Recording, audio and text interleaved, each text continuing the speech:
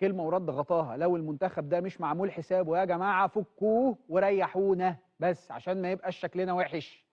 وانا مع الراجل والكلام اللي بيقوله طبيعي جدا. تاخد لي نص المنتخب 8 لعيبه وهتقول لي خد لك اي لعيبه تانية وسط المنتخب ده احنا ما كناش عاملين حسابه، مين اللي هيروح يحاسب على النتائج؟ طب لما انت مش عامل حسابه عملت حسابه ليه من الاول؟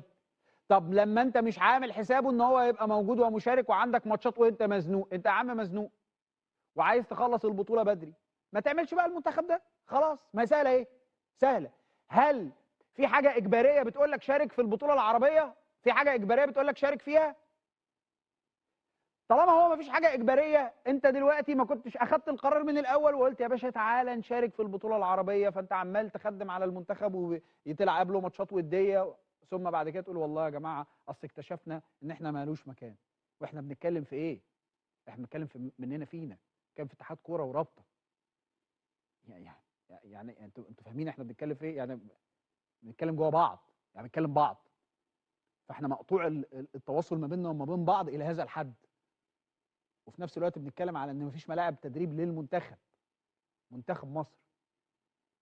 ما بكلمكش في فرقه في الدوري يعني، ها؟ منتخب، ومش في الدوري، مش فرقه في الممتاز به مثلا، مش فرقه في القسم الثالث مثلا، كان منتخب مصر.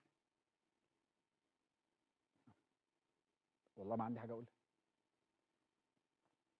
كل مدى شفت الراجل اللي قال لك ايه، كابتن حلمي طولان، قال لك يا جماعه احنا بنتكلم في، احنا عايزين نطور الكوره، احنا بنتكلم في الحاجات دي. ابتدي بقى شوف اللي انا ابتديت بيه الحلقه، احنا في الحته دي يا جماعه. بس بعد الفاصل دكتور سعد شلبي المدير التنفيذي للنادي الاهلي، خليكم معانا.